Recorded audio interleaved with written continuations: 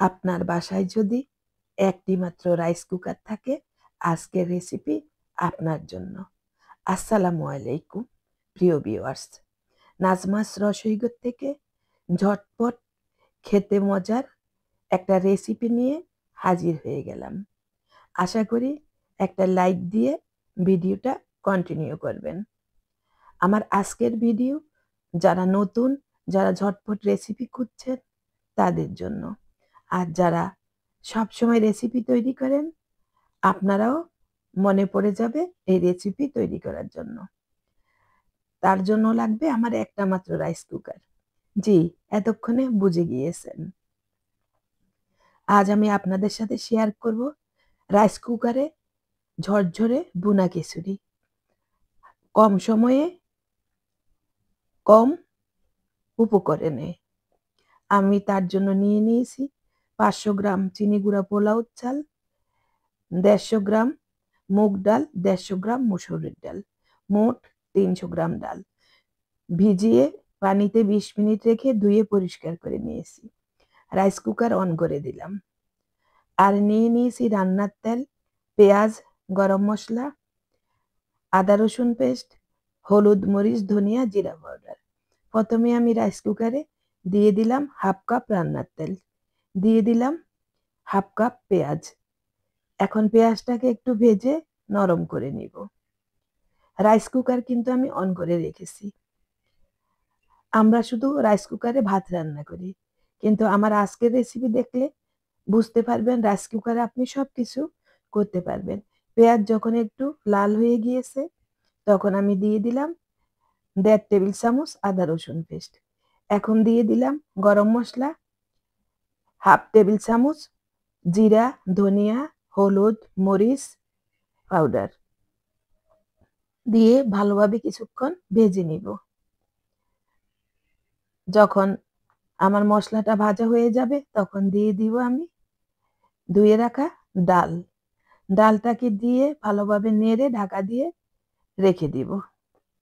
ভালোভাবে কিন্তু মশলার মধ্যে ডালটাকে কষিয়ে নিতে হবে। আবারও বলছি, রাইস কুকার কিন্তু অন করে রেখেছি। কষানো হয়ে গিয়েছে। এখন দিয়ে দিব 500 গ্রাম চিনি গুঁড়ার চাল। আপনারা চাইলে বাড়িয়ে কমিয়ে নিতে পারেন। আমি আমার পরিমাণ মতো রান্না করেছি, সেটাই আপনাদের সাথে শেয়ার করছি। যদি ফেসবুক পেজ থেকে দেখে থাকেন, একটা লাইক দিয়ে ভিডিওটা কন্টিনিউ করার অনুরোধ রইল। আর ইউটিউব থেকে আজ যারা নতুন জয়েন করেছেন, চাইলে সাবস্ক্রাইব করে বেল বাটন অন করে আমার সাথেই থেকে যেতে পারেন। পেয়ে যাবেন নিত্য নতুন মজার রেসিপি সহজভাবে। চালটা দিয়ে ভালোভাবে হাতল দিয়ে নেড়ে চেড়ে মিশিয়ে নিব। কিছুক্ষণ এভাবে আমি ভেজে নিব। আবারও ঢাকাটা বন্ধ করে দিলাম। আর অলরেডি যারা আমার চ্যানেল সাবস্ক্রাইব করে আমার রেগুলার ভিউয়ার্স, আমার ভিডিও দেখেন, সুন্দর সুন্দর কমেন্ট করেন, আপনাদের সবার জন্য রইল শুভকামনা। ঢাকা উঠিয়ে আমি 1 লিটার গরম পানি দিয়ে দিলাম। যেহেতু আমি রাইস কুকারে রান্না করব, তাই 500 গ্রাম চিনি গুঁড়ার চাল, 300 গ্রাম ডাল, মোট 700 গ্রামের জন্য আমি 1 লিটার গরম পানি দিয়েছি। হাতল দিয়ে ভালোভাবে নেড়ে দিয়েছি। এখানে কিন্তু কোনো মিনিটের হিসাব নাই। রাইস কুকার অন আর অফ পর্যন্ত। আমি হয়ে গেলে অফ করব, এখন অন আছে। এই যে দেখছেন ছোট ছোট করে বলক আসছে, পানি দেওয়ার পর নেড়ে দিয়েছি। কাছ থেকে দেখিয়ে দিলাম আপনাদের বোঝার জন্য। যারা নতুন রাঁধুনি, তারা তো একেবারেই খুশি হয়ে যাবেন এই সহজ রেসিপি পেয়ে। ঢাকা বন্ধ করে দিলাম। এখনো কিন্তু রাইস কুকার অন আছে। আমি কিছুক্ষণ পর, প্রায় 15-20 মিনিট পর ঢাকাটা উঠিয়ে নিলাম। আমার খিচুড়ি কিন্তু হয়ে গিয়েছে।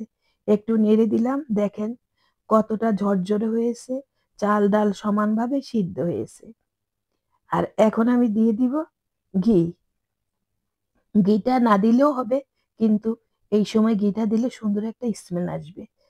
আর ঘি আমি খুব বেশি পছন্দ করি, স্বাস্থ্যের জন্য ভালো। আমি 3 টেবিল চামচ ঘি দিয়ে দিলাম। ঘি দিয়ে আমি আবার একটু নেড়ে ছেড়ে খিচুড়িটা মিশিয়ে নিব।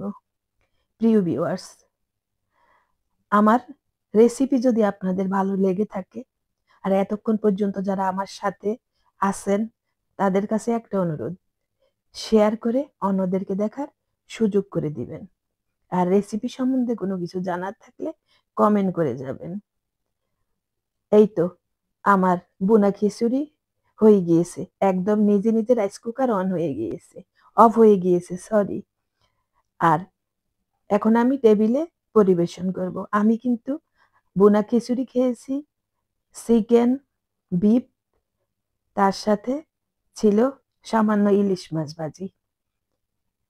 দেখেন খিচুড়িটা কতটা ঝরঝরে হয়েছে। সালাদ হিসাবে ছিল লেবু, কাঁচামরিচ, আর ছিল আচার। এই তো, তাহলে আজ চলে যাচ্ছি, তবে একেবারে না, চলে আসব নতুন রেসিপি নিয়ে। ততক্ষণ পর্যন্ত ভালো থাকুন। আল্লাহ হাফিজ।